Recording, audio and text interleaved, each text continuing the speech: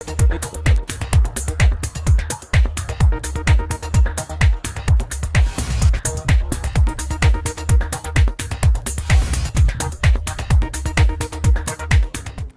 वालेकुम। आप मैं हूं इस सर्वर पाक फौज ने अपने तस्वीर के अमल को मुकम्मल जो अफसरान GHQ जिन हाउस और फौजी तनसीबात की हिफाजत में नाकाम रहे उनके खिलाफ हुई है। लेफ्टिनेंट जनरल के 3 अफसरों को नौकरी से फारिग कर दिया गया। बहुत ही अहम प्रेस कॉन्फ्रेंस गुज़िश्ता रोज़ हुई है, इस पर बात करेंगे और साथ ही साथ हम ये बात भी करेंगे कि IMF से माहिदा ख़त्म होने में सिर्फ 3 रोज़ बाकी हैं और वज़ीर-ए-आज़म का IMF की MD से चंद रोज़ में चौथी बार राब्ता किया गया है।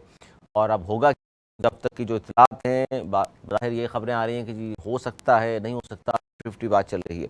अमेरिका का डूम और का के सामने रख दिया है उन्होंने, और जो तंजीमें हैं उनके खिलाफ कार्रवाई की जाए, क्योंकि नरेंद्र मोदी गए अमेरिका, वहाँ से जो एलामिया जारी हुआ था उस हवाले से भी बड़ी ज़ाहिर क्रिटिसाइज़ किया गया। बहुत सारे ममालिक हैं जिन्होंने, और ख़ासतौर पाकिस्तान से तो करना ही था क्योंकि पाकिस्तान भी इस तरह के इल्ज़ाम लगाए दहशतगर्दी के हवाले से, वो ज़ाहिर है वो मजम्मत है। इसके अलावा जी दुबई में जो खिचड़ी पक रही है और निगरान हुकूमत के हवाले से, आने वाले इलेक्शन के हवाले से बहुत अहम फैसले वहाँ होंगे। और ये बात भी गौर है कि जनाब क्या बिलावल भुट्टो ज़रदारी वज़ीर आज़म के मुश्तरका उम्मीदवार होंगे, या मरीम बीबी होंगे, या नवाज शरीफ साहब खुद उतर जाएंगे आखिर में। और ये भी खबर है कि आसिफ अली सदर बनना चाहते हैं दोबारा। इस पर भी हम गुफ्तगू करेंगे आज के इस प्रोग्राम में। हमारे साथ नवेद ज़ुबैरी साहब मौजूद हैं, सीनियर तजज़ियाकार। बहुत शुक्रिया सर आपका। अनीस मंसूरी साहब, सीनियर सहाफ़ी तजज़ियाकार, बहुत शुक्रिया सर आपका भी। अब सबसे पहले आगाज़ करेंगे ISPR की प्रेस कॉन्फ्रेंस, और बहुत ही अहम उन्होंने बातें की। ख़ासतौर पर ये कहा कि पाक फौज ने अपने खुद एहतसाबी को अमल कर लिया है। ये उन तमाम लोगों के लिए कि जब अपने डिपार्टमेंट में, अपने इदारे में हम खुद एहतसाबी और बड़े बड़े जो इसमें नाकाम रहे उनके खिलाफ कार्रवाई हुई है, तो बाकी कोई भी अगर ये सोच रहा है कि वो बच जाएगा, चाहे वो सरकार हो, मास्टरमाइंड हो, तो ऐसा नहीं होने लगा। सर, इस कॉन्फ्रेंस के बाद आप क्या देख रहे हैं कि अभी भी, खास तौर पर मैं बात करूं बराह रास्त अगर PTI चेयरमैन के हवाले से, अभी इस खुशफहमी में वो मुब्तला हैं और बार बार इस तरह के बयान दे रहे हैं कि जनाब मैंने तो कुछ किया है नहीं, मेरा क्या ताल्लुक इन चीज़ों से, और इलेक्शन कराएं और मुझे इजाज़त दें इलेक्शन में हिस्सा लेने की, और फिर आप क्या कहेंगे सर? बिस्मिल्लाहिर्रहमानिर्रहीम। देखिए, जो कुछ भी आर्मी ने किया है, ये पाकिस्तान में इसकी मिसाल नहीं मिलती, और कोई भी इस बात को इतना नहीं समझ रहा था कि इस तरह हो जाएगा।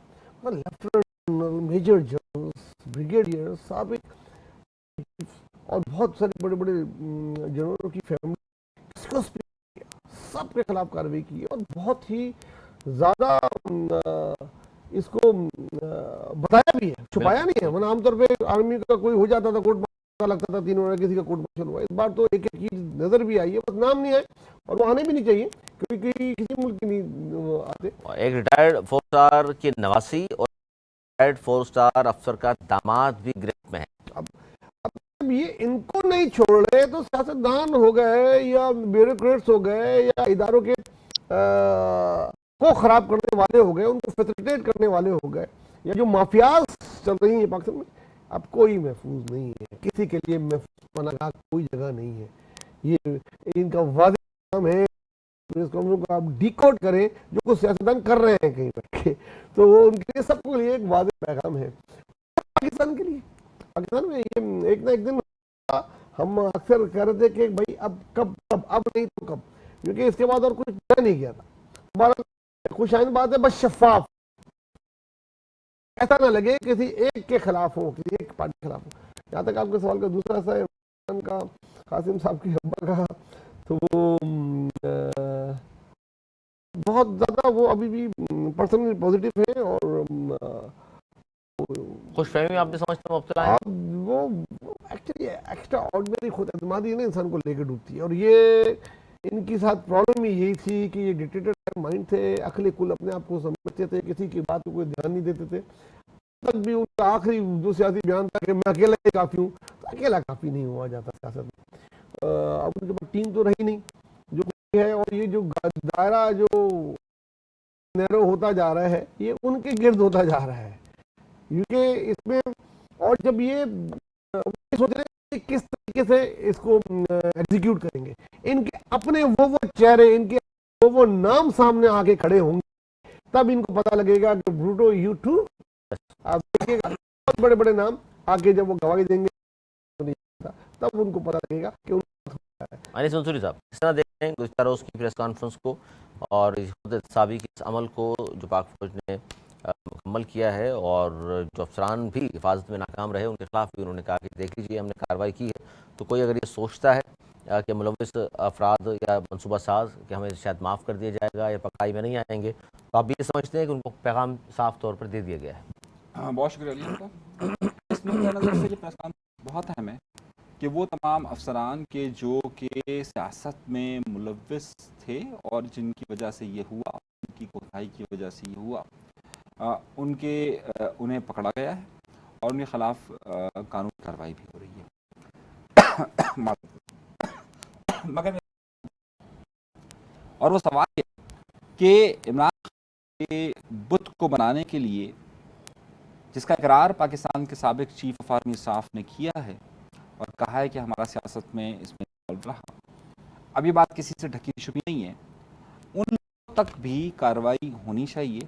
और मेरा ये मुतालबा है और समझता हूँ कि आगे चलकर ये बहुत अहमियत तो उसके रखेगी। कोई शवाहिद हैं इस तरह के जिनके आप वो खुद एहतसाबी में उनको भी शामिल करते? देखिए, ये शवाहिद तो ज़ाहिर है खुद हमारे चीफ ऑफ आर्मी स्टाफ और DGI और जो आईएसपीआर के उस वक्त सरबराह थे वो ये कह चुके हैं कि ये हमारा इसमें इन्वॉल्वमेंट रहा है, फौज का सियासत में इन्वॉल्वमेंट रहा है।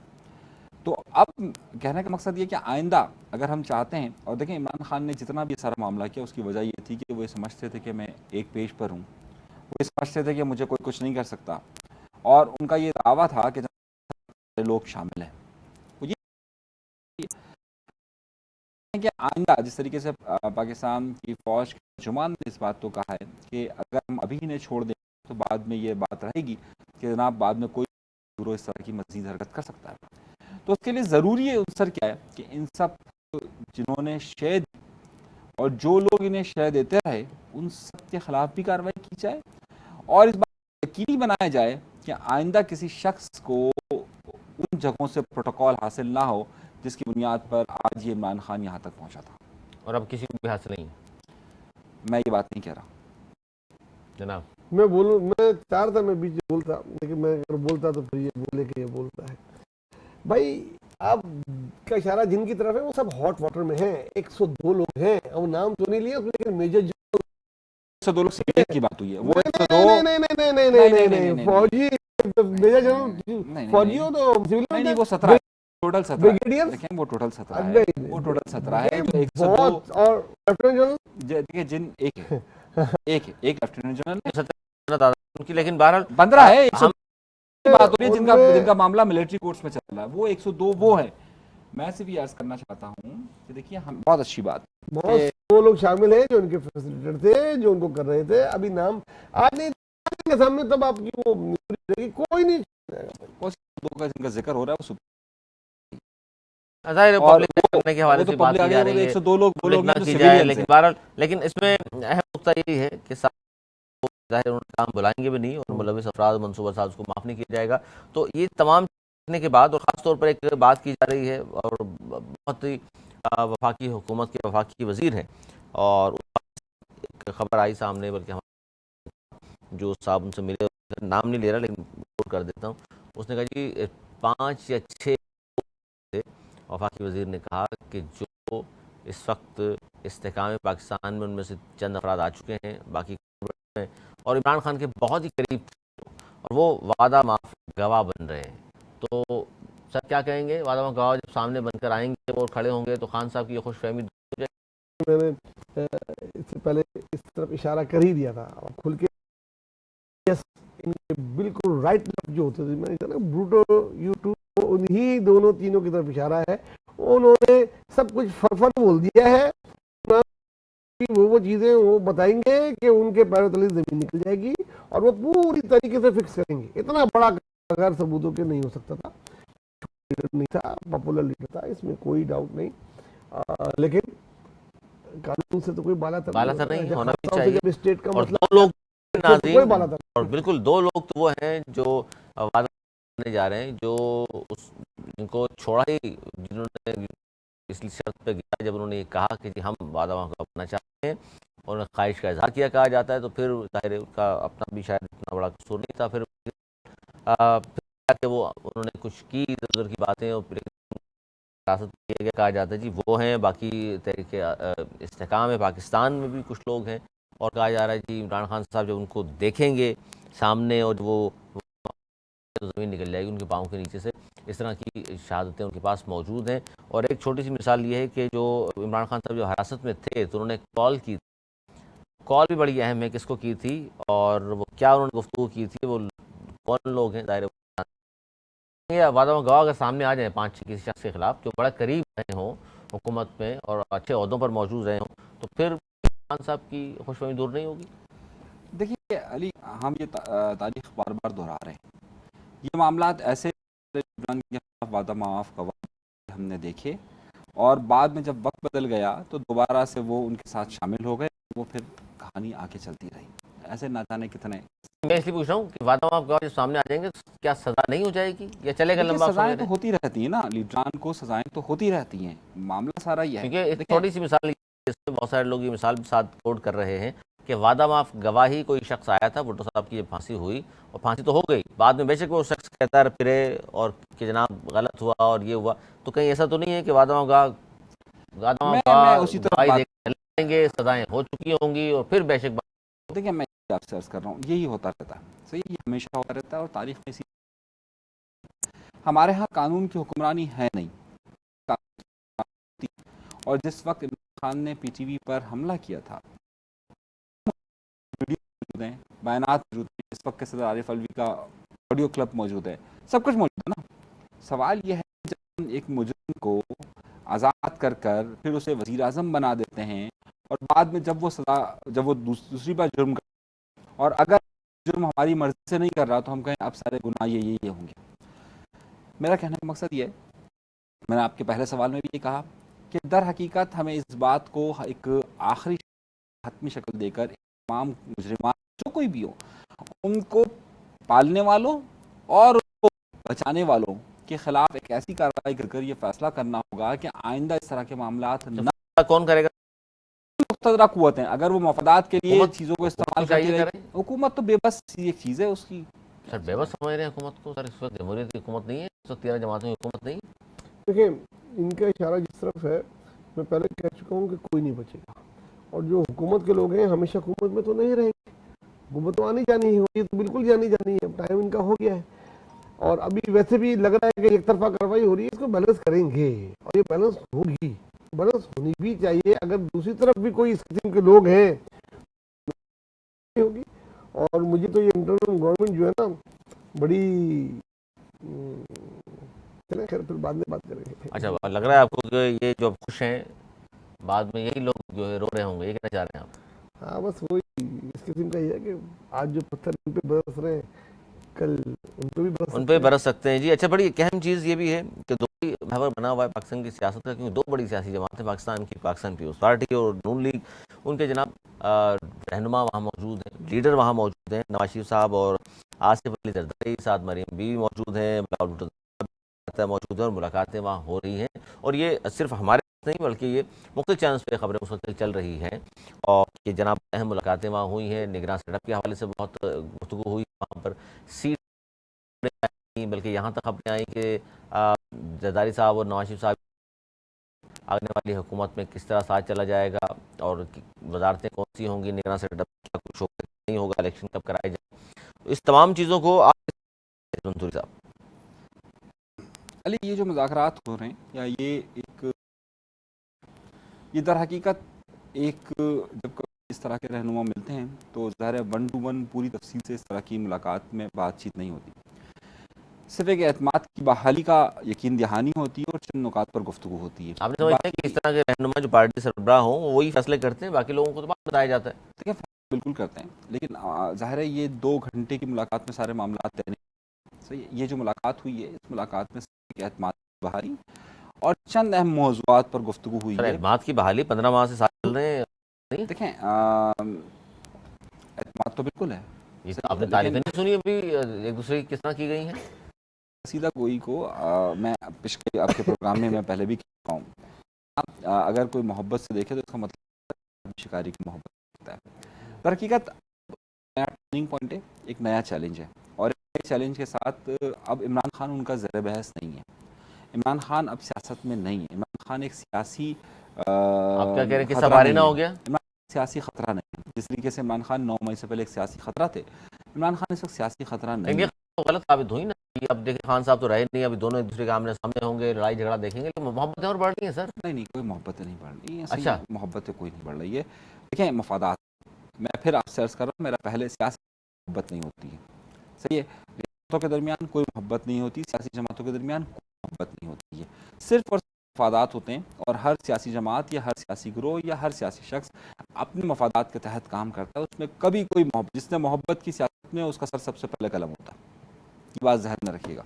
और आपने देखा जिन जिन रहनुमाओं से मोहब्बत की, बाद में उन्होंने उसके सर कलम की। एक सियासत का, हुकूमत का या हुक्मरानी का एक रविश रही है। इस वक्त जो सारे मामला चल रहे हैं, सबसे अहम उनसर ये है कि अब एक नया मोड़ आ रहा है। उस नए मोड़ पर एक दूसरे के मफादात के तहफ़्फ़ुज़ करते हुए आगे बढ़ने के लिए पर एतमाद की बहाली, ये फार्मूला है। सर जिसने अपने लीडर मोहब्बत की उसने सर कलम किया, ये छोटी बात नहीं है मंसूरी साहब ने किया। आप मुतफिक इस बात? नहीं हूँ। जुल्फ़िकार मिर्ज़ा के बारे में वो एक अलग स्टोरी है, क्या कहा था? मोहब्बत नहीं की थी, वो एक अलग सिलसिला था। कहाँ से कहाँ जोड़ना है ये पता नहीं। ये शायद कराची की किसी सियासी पार्टी की बातें करना चाह रहे हैं, वो मैं करूँगा नहीं। अच्छा, मैं बड़े स्ट्रीम में बात कर रहा हूँ। अच्छा देखिए, सियासत में पार्टी का मफाद होता है, और खासतौर से दो पार्टी मिलकर इलेक्शन नहीं लड़ सकती। एक बात तो ये तय है, ठीक है। एक हो सकती है, कोई एडजस्टमेंट सीट नहीं होगी।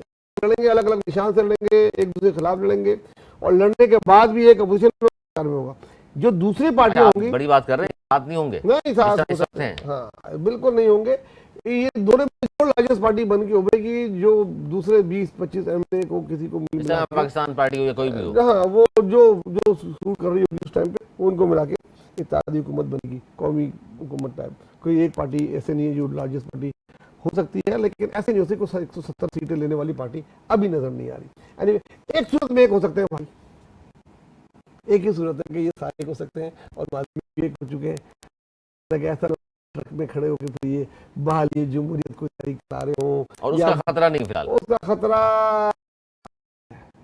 हर वक्त अभी भी है।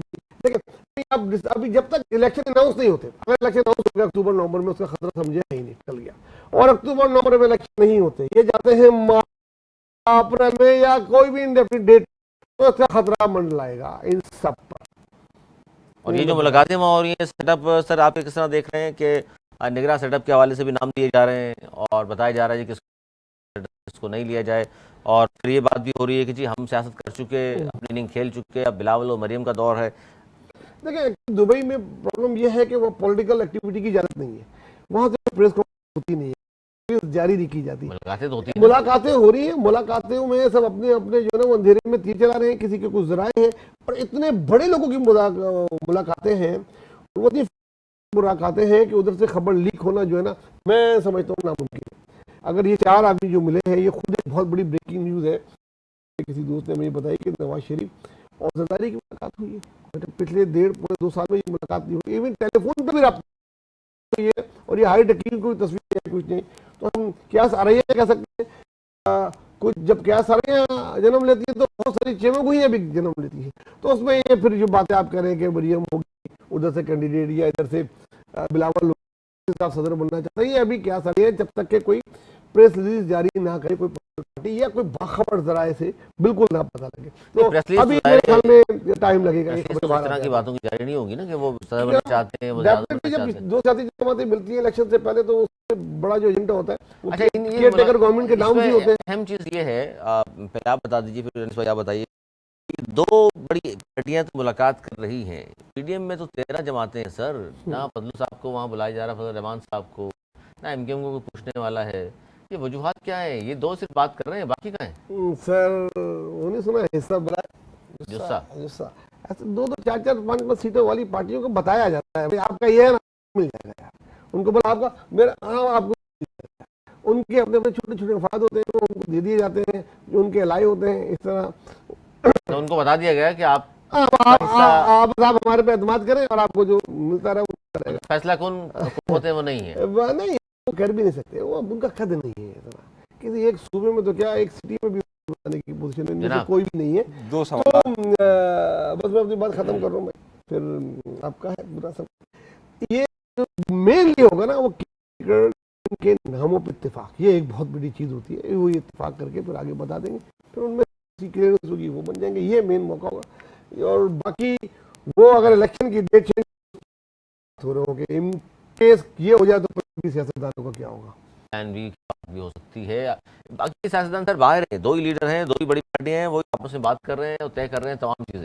दो सवाल है मेरे आपसे इस हवाले से। एक आइए, एमक्यूएम वो के सवाल रहनुमा, करें, आप भी कह सकते हैं, आपका सवाल करें। एमक्यूएम के रहनुमा ने एक बात कही है, क्या कही है दुबई की बात के बारे में? अब आप बताएं सर। नहीं, वो आप आप कंप्लीट कीजिए। आपके पास खबर होती है ना। सवाल है नहीं, कि उन्होंने क्या कहा है फैसल सब्जवारी ने? कराची के हवाले से बड़ी गुफ्तगू की उन्होंने क्या कहा है कि दुबई की सियासत तो कराची में लाएंगे। कराची में वो तो ले आएंगे। अच्छा, ठीक है। अब आप सोचें कि एमक्यूएम ये बात कर रही है कि कराची में लेकर आएंगे। दूसरा ये कि आप, दूसरा सवाल ये था कि वो आपने हिस्से कहे, तो गाय में सबसे छोटा हिस्सा क्या होता है, कितने का कितना होता है? तो एक हिस्सा होता है, सात तो बराबर होते हैं। 7 होते हैं ना हिस्से। गाय नहीं है भाई। हाँ, तो 7 हिस्से होते नहीं, आपने कहा ना हिस्से। खैर, तो हिस्से तो जो एक हिस्सा होता है, ठीक है ना।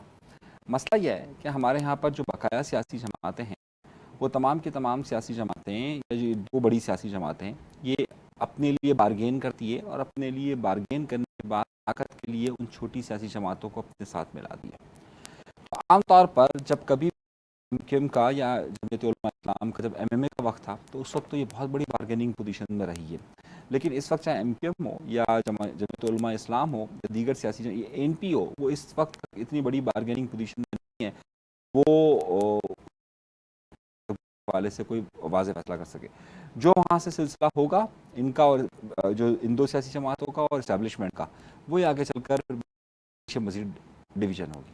ये आप ही कह रहे हैं यहाँ से जो कुछ तय पाया जाएगा फिर वो कहीं और जाकर डिस्कस होगा, और जिसे उन्होंने कहा क्लियरेंस मिल जाएगी तो ठीक है, यही बात है। उल्टा कर लेना, पहले कहीं डिस्कस हो गया फिर मैं बता चुका हूँ, यही दो डिसाइड करेंगे। उनका जो वादा थे उनके छोटे छोटे उनको बता देगा, आपका वो महफूज है।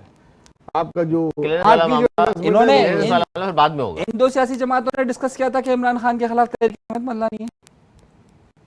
सियासी जमातों ने कहा था कि हम कितने अरसे हुकूमत करेंगे। इन दो सियासी जमातों ने भी ये सारी गिरफ्तारियां की है। इन दो सियासी जमातों ने कुछ किया? कौन सी इनकी लाइन है? छोड़ें दो सियासी जमातों को यार, ये दो बड़ी पॉलिटिकल पार्टी कौन पकड़ रहा है? लेकर आए। छोड़, आप सबको सब कुछ पता है। सही है कि जमातें कर रहे हैं, हुकूमत है, बात तो उसी पर की जनाब, गिरफ्तारियां भी उसी पर आ रही हैं कि प्रेस भी रोजाना कभी ख्वाजा आसिफ की शक्ल में हो, कभी फजल रहमान साहब की शक्ल में हो, या आसिफ साहब हो, वही हो रही। अच्छा, बड़ी एक अहम चीज़ ये भी है कि शहबाज शरीफ साहब ने ये जो फौजी अदालतों के हवाले से जो मुकदमा चल रहा है, इसमें एमक्यूएम के राब्ता कमेटी के रुकन और मारूफ कानूनदान फरोग नसीम साहब, जिनके बारे में कहा जाता है जी शरफुद्दीन सानी, उनको अपना वकील मुकर्रर किया है। अभी आपने जो नाम लिया, कोई फरोख की जगह कुछ और नहीं करता? फरोग नसीम साहब, फरोग मुझे कुछ और तेल नजर आया है साथ साथ। अच्छा, वो सुनने में फरोग नसीम नहीं, ये आपने ये मैंने इन्होंने साथ मिलाया है, तो ये जो है वो बात की है। ये तो आपने समझा, मैंने फरोग नसीम का फरोग, मतलब सारी कौम ये समझ रही है। अच्छा, बहरहाल उनको बड़ा सरप्राइज, कल तक वो खड़े होते थे, सारी चीजें जो कुछ भी उन पे भी थी उसमें उनका बड़ा हिस्सा था, आज वो उनके साथ है। साफ सी बात है, एस्टेब्लिशमेंट के वो, चाहे वो मुशर्रफ का टाइम हो, चाहे इमरान खान का टाइम हो, अब इनका टाइम इनके साथ है, वो कहीं और वकील जो इनको दे दिए गए। सर एमक्यूएम तो मुखालफत करती रही है हमेशा माजी में फौजी अदालतों की। अब कौन सी एमक्यूएम तो एक ही है सर। तो अभी तो ये केस तो चला गया ना। पूछ रहा हूँ कौन सी एमक्यूएम, मुझे एमक्यूएम पाकिस्तान की तारीख बताइए जो पाकिस्तान में रजिस्टर्ड है। देखिए, एमक्यूएम पाकिस्तान तारीख बताया कि उन्होंने मिलिट्री कोर्ट्स, एमक्यूएम पाकिस्तान ने कभी तारीख में मिलिट्री कोर्ट्स की मुखालफत की। एमक्यूएम पाकिस्तान जिसके खालिद मकबूल सिद्दीकी साहब हैं, जिसके सीनियर डिप्टी कन्वीनर मुस्तफ़ा कमाल साहब हैं। सर ये वो अपने आप को क्यों भी देखिए मैं आपसे पूछा कि बात जो मैंने कहा जो रजिस्टर्ड है।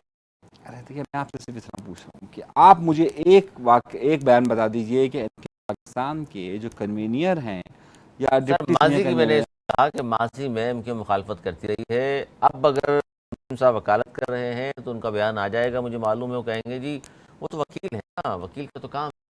मैंने आपने तो माजी में मुखालफत नहीं की ना, फिलहाल एमक्यूएम वो तो पाकिस्तान की 3-4 अभी वीक के लिए हो गया कि उसको तो बाद में डिस्कस करेंगे। नहीं, मैंने फरूक नसीम साहब की हाँ, वायरस की वो बात की। तो फरूक बड़े अहम आदमी हैं और अभी भी राब्ता कमेटी में एमक्यूएम में भी शामिल किया है उनको, और वो खास साहब के वकील भी रहे, और ये बड़ी अहम चीज़ थी उनकी। अच्छा सर, बड़ी अहम एक चीज़ ये हुई कि अमेरिका ने पाकिस्तान से फिर 2 वोट का मुतालबा कर दिया और लश्कर तैयबा समेत मुख्तलिफ तंजीमों के खिलाफ वो कह रहे हैं कार्रवाई की जाए। तो सर ये अमेरिका बहादुर किसी भी तौर पर खुश नहीं हो रहा पाकिस्तान से, क्या वजूहात है और 2 वोट का मुतालबा करने का मकसद है? देखिए सिंपल होती है किसी भी जंग की, किसी भी लड़ाई की, किसी भी झड़प की भी, कि जितना आप पीछे हटेंगे आपको उतना ही पीछे लगाएंगे। जब आप स्टैंड ले लेंगे ना किसी जगह के, तो उसके बाद वो आपको पीछे लगेंगे। उनको पता है कि बस ये इसका बॉलिंग पॉइंट है, ये यहाँ तक। आप पीछे हटे जा रहे हो। अगर ये यहीं पर रुक जाता है, आईएमएफ, मैं पहले बोल रहा हूँ, आईएमएफ कभी भी अमेरिका पाकिस्तान, वो पाकिस्तान को जो वो जैसे पतंग उड़ रही होती है ना, वो धागे में लिपटा के रखेगा, उड़ाएगा, किसी दिन भी वो काटेगा नहीं। आईएमएफ से अगर निकल गया, उनको पता है ये पतंग कट गई तो पता नहीं किधर जाएगी, किसी बड़े और दूसरे मुल्क में जो पड़ोसी है उधर, तो फिर कौन संभालेगा? ये कोई छोटी मोटी पतंग तो है नहीं। पाकिस्तान को कब करने देंगे? आज पाकिस्तान बोलते बस बस यही है, तो आप देख लीजिएगा कि वो जारी कर देंगे, और वो जारी करेंगे आईएमएफ। ये आप जब तक मानते रहेंगे, वो डू मोर करते हैं, बोलेंगे बस नो मोर, तो उस दिन बोलेंगे और कह देना चाहिए नो मोर। लश्कर तैयबा समेत मुख्तलिफ तंजीमों ने। और ये अभी नरेंद्र मोदी गुजरात का कसाब गया था वहाँ, और वहाँ भी इसी किस्म की प्रेस रिलीज जारी की गई थी। देखिए आज पाकिस्तान के वज़ारत ख़ारजा ने बहुत स्ट्रेट फॉरवर्ड जवाब दिया है। उन्होंने जिस तरीके से वहाँ पर आज सफ़ीर को बुलाया है वज़ारत ख़ारजा में, और पाकिस्तान ने एक सख्त डिप्टी सफीर जी डिप्टी सफ़ीर को बुलाया और जिस तरीके से एक सख्त जवाब दिया है, ये सख्त जवाब पाकिस्तान की यकीनी तौर पर वाज़ेह कर रहा है। एक बहुत बड़ा मसला, क्योंकि इस वक्त हम बार बार अपने प्रोग्राम्स में इस बात को जिक्र कर चुके हैं कि जो इस वक्त तौर पर 2 ग्रुप्स की और 2 धड़ों की जो हो रही है, उस सियासत में पाकिस्तान का हमने कई बार इसमें जिक्र किया कि पाकिस्तान का किरदार क्या होना चाहिए, और वाज़ेह तौर पर पाकिस्तान दोनों तरफ ताल्लुकात रखना चाहता है। लेकिन अमेरिका इस वक्त ये कोशिश कर रहा है कि पाकिस्तान एक तरफा फैसला करे या उनकी तरफ आ जाए। लेकिन अभी तक पाकिस्तान क्योंकि दोनों तरफ कह रहा है, और पाकिस्तान ये समझता है कि उसकी खारजा पॉलिसी को आज़ाद होना चाहिए, और अमेरिका ये नहीं चाह रहा, इसीलिए ये इस तरह के बयान आ रहे हैं, इसीलिए IMF के मामला आ रहे हैं, और इसीलिए जो है वो मंसूबा तो यही था ना, पाकिस्तान के इस हवाले से के ज़रिए पाकिस्तान के अंदर एक बदअमनी फैलाई जाए, और उसके साथ साथ ममालिक सरहदों पर पाकिस्तान के लिए महाज खोलें और बदअमनी और माशी तौर पर और ज़्यादा गैर मुस्तकम किया है। ये पूरा एक प्लान था जो पाकिस्तान की हुकूमत और पाकिस्तान की मुख्तलिफ क़ुव्वतों को मालूम हो चुका है। इसी वजह से जो है वो पाकिस्तान अहम खारजा पॉलिसी का भी महाज लड़ रहा है और अंदरूनी महाज भी लड़ रहा बार अगर वो डोमोर का मुतालबा कर भी रहा है, मैंने जिस तरह आपसे कहा कि 3 दिन रह गए हैं IMF से किया, और MD से चंद रोज़ में चौथी मरतबा रब्ता किया है है। देखिए पाकिस्तान वज़ीर-ए-आज़म साहब हर ने। इसका मुमकिन मतलब कोशिश है कर कि रहा है। आप एक तरफ कह रहे हैं कि जी जैसे आपने कहा नो मोर जरूरत ही नहीं, देना है दे दो, नहीं देना बता दो यार। के पास प्लान बी नहीं, इसलिए पाकिस्तान बार बार राब्ते कर रहा है, या प्लान बी मौजूद है और सिर्फ देखिए इसमें IMF के जो माहिदे हैं उसमें बहुत सारे पेनल्टीज़ के लाते हैं, उसके साथ साथ हमारे पास जो इंटरनेशनल रैंकिंग्स होती हैं बड़ा मामला है, फिर उसके साथ हमारे पास जो यूरोपीय यूनियन है उसके भी बहुत सारी चीज़ें। हम एक चीज़ के साथ वाबस्ता हैं, IMF के हमने दस्तखत किए, इमरान खान साहब ने उसके दस्तखत किए थे, और इमरान खान ने जिस प्लान में हमें धकेला था, सही है, वो प्लान बहुत सारी श्योरिटी के साथ था। अगर पाकिस्तान उन श्योरिटी से बैक करता और ये चीज़ आगे नहीं चल पाती, तो सिर्फ एक मुल्क नहीं है बल्कि इसमें यूरोपीय ममालिक भी शामिल हैं, फिर इससे हमारी जो माशी पॉलिसी पर भी असरअंदाज होगा।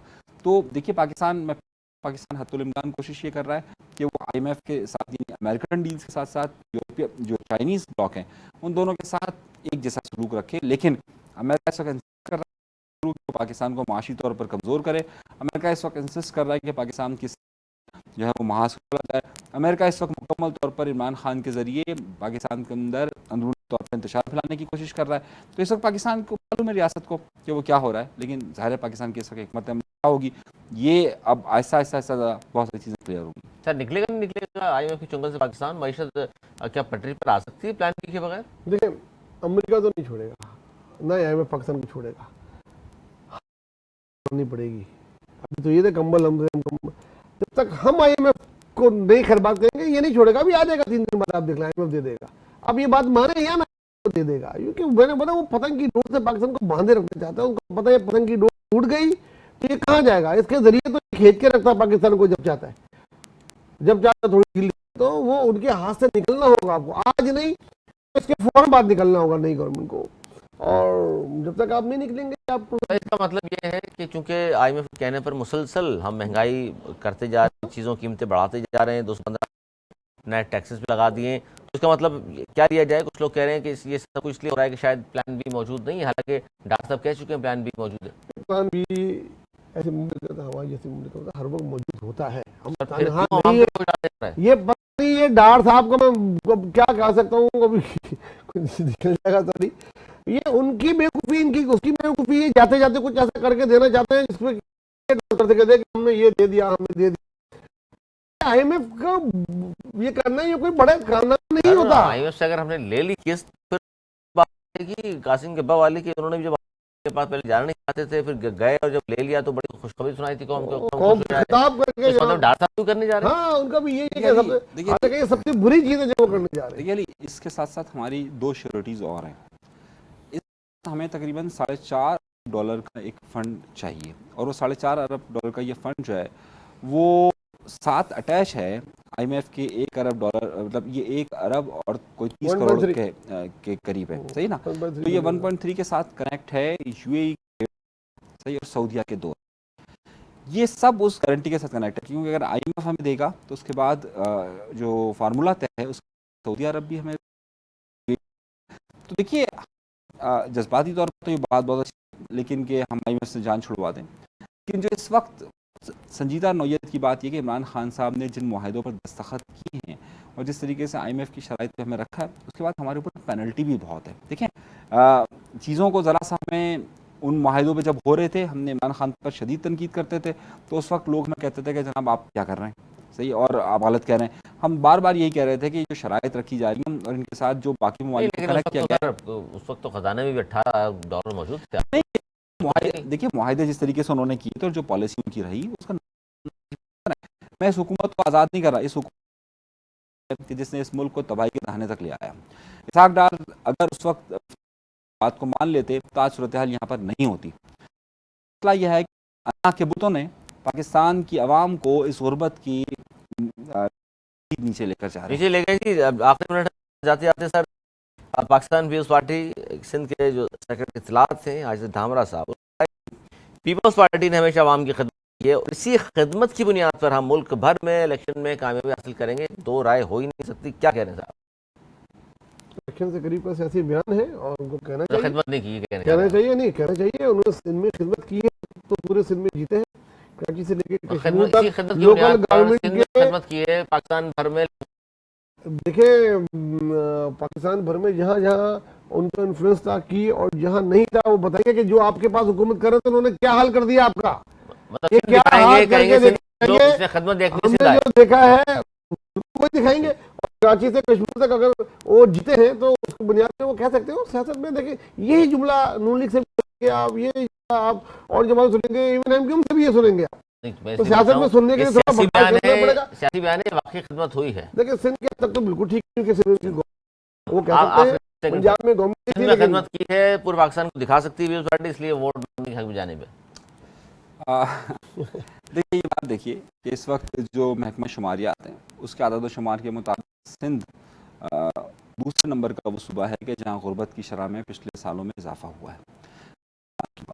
सही, ये हुकूमत पाकिस्तान के आदाद व शुमार कह रहे हैं और 15 साल से ज़्यादा पाकिस्तान पीपल्स पार्टी की हुकूमत है।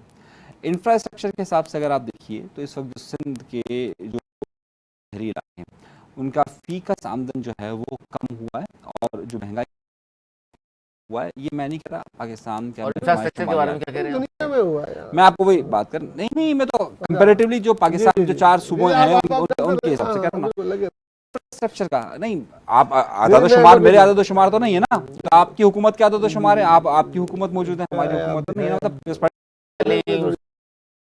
सड़कें इनमें भी है ना काम तो। हाँ मैं आ रहा हूँ ना, मैं उसी पे बात कर इंफ्रास्ट्रक्चर को आप ले लीजिए। जितना तरक्याती बजट इस वक्त इस्तेमाल हुआ गुज़िश्ता 15 अस्पताल बना दिए, इनको तो मान रहे हैं। अरे आप ये देखिए 3.5 करोड़ की आबादी के शहर में 3.5 करोड़ की आबादी के शहर में किसी से लाए? आसिफ अली ज़ारी ने कहा है, अभी तो आसिफ अली ज़ारी ने कहा है, आसिफ अली जरदारी ने कहा है, शुमार पे तो नहीं आसिफ अली जरदारी ने कहा है, शुमार नहीं कहा जो मैं तो आपकी पार्टी के चेयरमैन की बात कर रहा हूँ, आसिफ अली जरदारी ने कहा है, तो आसिफ जरदारी ने भी बोला है कि हम हुकूमत की वो भी मान लो, आसिफ अली जरदारी ने वो कहा नहीं मानेंगे 3 करोड़ उधर आजाद और शुमारियात और 3 करोड़ आसिफ अली जरदारी, सही ना। अगर आपको यकीन है तो ठीक है, उन्होंने कहा शुमारी के जो आया उन्होंने कहा 190 भाई 3 करोड़ आबाद आसिफ अली जरदारी ने चले सेहत के हवाले से काम किया, हेल्थ के वाले से इतना ज़्यादा काम किया है कि कराची शहर के अंदर जो 252 हेल्थ यूनिट जो basic health primary health unit थे उसमें से इस वक्त 70% बंद पड़े हुए हैं। तो बिल्कुल गलत है, बिल्कुल जितना 70% पूरी दुनिया से लोग इलाज करने आ रहे हैं, पूरे सिंध से इधर इलाज करने आ रहे हैं, देख लीजिए आप ट्रांसप्लांट हो रहे हैं ना कि सिर्फ टर्सरी किडनी हेल्थ के, पर काम उसके- देखें टर्सरी हेल्थ ऐसा पर 4 हॉस्पिटल जिना में साहिब नाइफ देखें टर्सरी 4 हॉस्पिटल्स पर आप काम कर कर टर्सरी के 4 हॉस्पिटल पर काम कर कर आप प्राइमरी यार हेल्थ यूनिट गंबट में हो रहा है ट्रांसप्लांट, यार आप किधर पहुंच रहे हो? यहाँ इतनी बड़ी आबादी में एक ऑपरेशन आपने कर दिया तौबा। सही है। यहाँ पर आप बताइए कि बहुत सिंध की आबादी कितनी है, कितने ऑपरेशन हो रहे हैं। नाज़रीन, ये था हमारा आज का प्रोग्राम। बहुत शुक्रिया मेरे मौजूद में आने वाले प्रोग्राम में फिर यहीं से आप बात का आगाज करेंगे। अपने बहुत ख्याल रखिए, मुझे इजाजत, पुराने के बाद।